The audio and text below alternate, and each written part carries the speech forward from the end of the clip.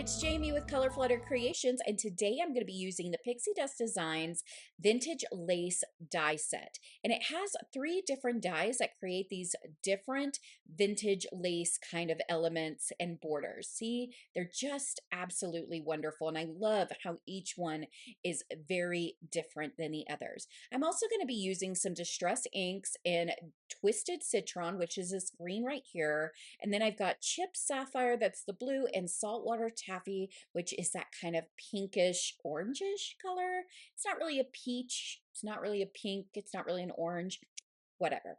Anyway, so I'm doing a really rough blend on all of those. Then I'm taking some water, dabbing that to kind of lift some of that ink off because I really want kind of a blotchy watercolor effect.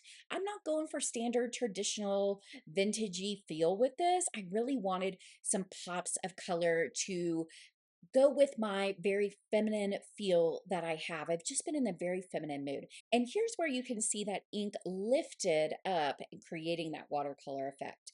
I use my Range It Heat It tool, dry that really well. And then I've got a layered paper rose die set that is the Hello sentiment. I'm using some gold metallic cardstock to layer my sentiment. So I'm putting the hello there, getting some white cardstock for the shadow layer, and then I'm going to run this through my Spellbinder Scout die cutting machine. I really do like this little die cutting machine. It's got like a 3 or 3.5 inch wide platform, and I really appreciate that. Most dies do fit here as long as they are not too large. It's a great machine and works just as well as the Spellbinders Platinum 6. I'm using a card panel that is the Tim Holtz Black Heavyweight, I think is what it is.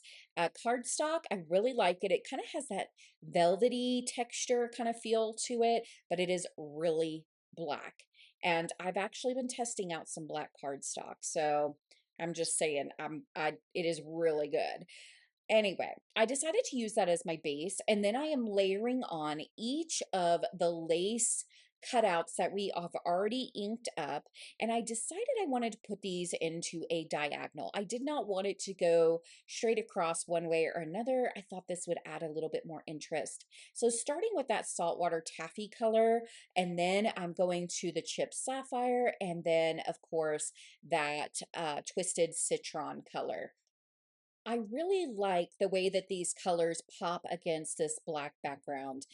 I think that the colors, while they are bright, used the oxide because it would be a little bit more muted. And then of course we, distress that with the water. They really kind of still are bright, but have the soft feel to it, really playing into that feminine, vintage aesthetic. And I love it. I absolutely love it. I really like this die set. So this is one that will be making an appearance quite a few times, I am sure, because I really appreciate the different dies, the way that each of these are different. They look different, but they layer, as you can see, really well together. So it's still cohesive, but can be used individually as well. Once they are all layered and dry, I'm going to go ahead and pull out my trimmer, and I'm going to get rid of all of the pieces that are sticking out. So just kind of chopping off each of those sides. And here is what it looks like thus far. And I really like the way that that looks with that ink being lifted and gives it the vintage feel. Now here's where you're going to get to see me mess up a bit. So I have this lace embossing folder by Sizzix, and I wanted to add the texture to just, create a little bit more dimension. I can't leave things alone.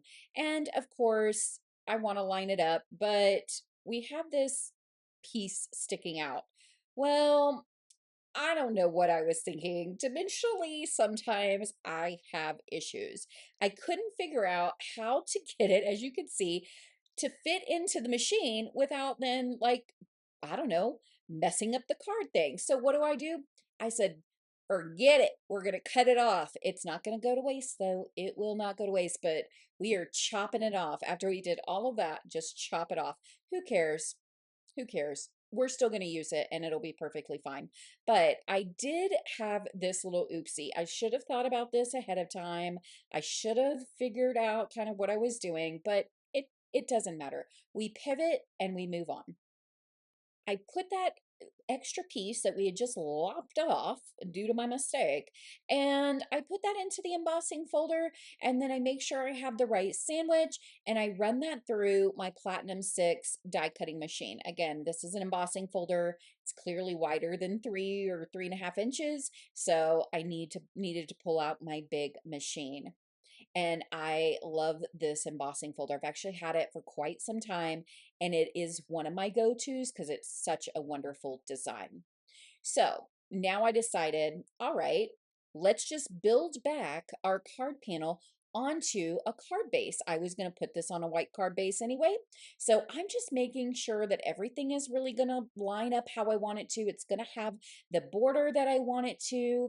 I move that piece out of the way, the black piece that I had lopped off, and I'm going to start with the corner. So here's how I decided to approach this, which maybe there's a better way to do it, but I put down the black piece, the bottom layer, and I put that kind of where I need it to be first.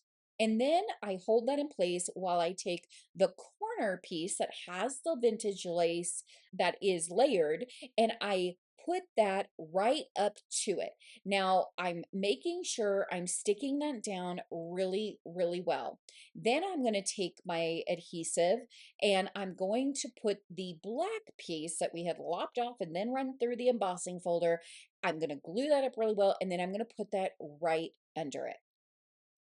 Now, one thing that I do here is I kind of push the pieces together.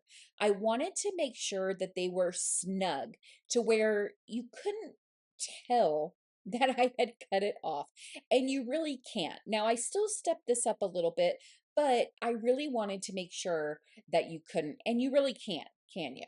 Nope, you can't. I heard you. I heard it. So here's how we kind of stepped this up. I already knew I was going to want to do this using the same gold metallic cardstock that I did the sentiment out of. I have a thin strip of this, and I'm going to put this right on that edge where the two pieces meet. Pretty. Then, of course, I can take my scissors and we can lop off the little edges that kind of hang over. So I'm making sure that I'm careful and I'm not cutting my card base because, it's already on there because that's how we had to build it back. But no cardstock was harmed or wasted in any way making this video. Now I have my sentiment. This is the hello piece that we cut out of the gold metallic. I'm adding liquid adhesive to the back of this, and then I'm going to put this onto my white shadow layer.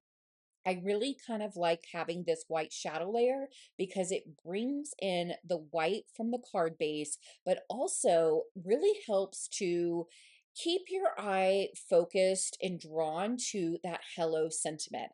While I love all of the vintage lace and that color there, it kind of makes your eye flow from that top right corner down to where the hello is. I did not use any foam adhesive on this. I want the texture that I've already created to be the texture that you see and, really get to enjoy, I guess, with the card. I didn't feel anything needed to be popped up. So just liquid adhesive on that. And that finishes the card. And just look at all of that texture and dimension with just an embossing folder and some die cuts being layered. Love it. So this video used that vintage lace die set by Pixi Dust Designs and the lace embossing folder by Sizzix. I hope you enjoyed this video. Stay tuned for more crafty fun in the future. Take care. Bye-bye. Thank you for supporting me by subscribing, liking, commenting, and sharing this video.